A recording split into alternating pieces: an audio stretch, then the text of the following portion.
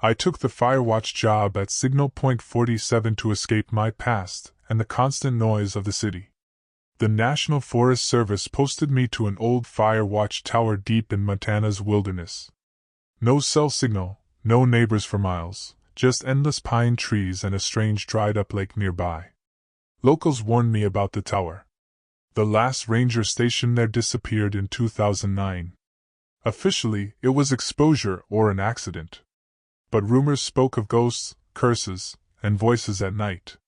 They said, "Don't listen to the screams." I didn't believe them. I just wanted peace. The climb was tough. Rusted metal stairs creaked under my weight, wood cracked, antenna broken. Still, the generator worked, and the radio crackled faintly when I turned it on. The first night was quiet. I logged the weather, ate canned food, and stared at the stars. On the second night, at exactly 2:12 a.m., the radio suddenly came alive. "Unit 47, come in." Static, then a whisper. "Don't listen to the screams." My heart froze. I grabbed the microphone. "This is Unit 47. Who is this?" Only silence. Then, distant, twisted screams came through the static. Outside, the screaming began. Echoes bounced between the trees, desperate pleas, wild howls, a child crying for its mother, a woman begging, a man laughing strangely. The forest felt alive with pain. I couldn't sleep. At dawn, I went down to the dried-up lake. The cracked earth stretched before me. Huge boot prints marked the dirt, far too large for any person. Around the tower's base, deep claw marks formed a circle. The nights worsened. On the fourth night, I heard noises from the stairwell, the only way down. I pressed my ear to the metal hatch. Breathing. Slow and wet. Then knocking, soft, then urgent. Tap. Tap. Tap. I pushed a chair against the hatch and stayed frozen for hours. On the fifth night, through binoculars, I saw a figure crawling in the woods. Pale, shirtless, moving strangely. Its face was long, eyes black and wet. Worse, it wore a hoodie, the same my brother used to wear before he died. My brother. Dead. I called base. "Possible lost hiker near the lake. May I investigate?" The reply was cold. "Do not leave the tower." That night, the radio whispered again. "He's in the mirror." I looked at the small mirror above the sink. It was fogged. Behind my reflection, a face appeared, grinning wildly, teeth sharp like broken glass.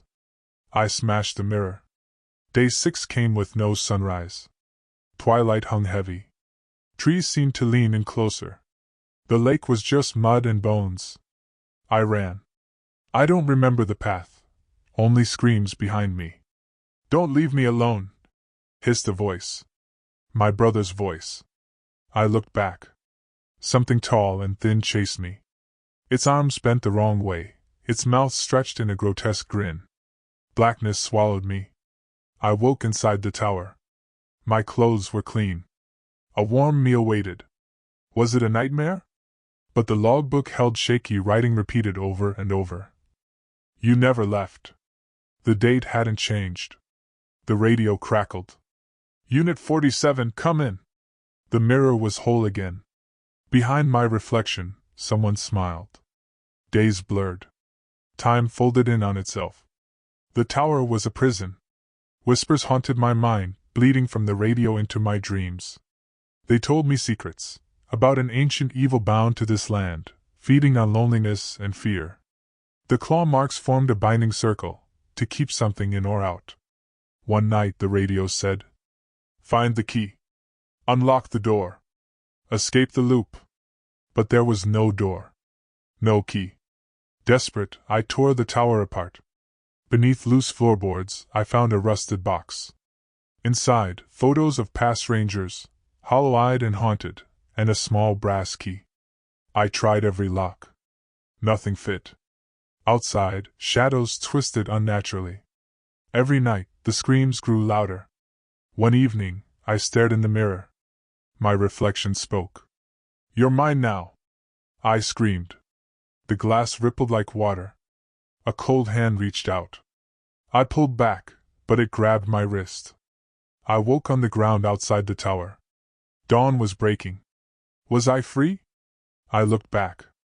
The tower was gone.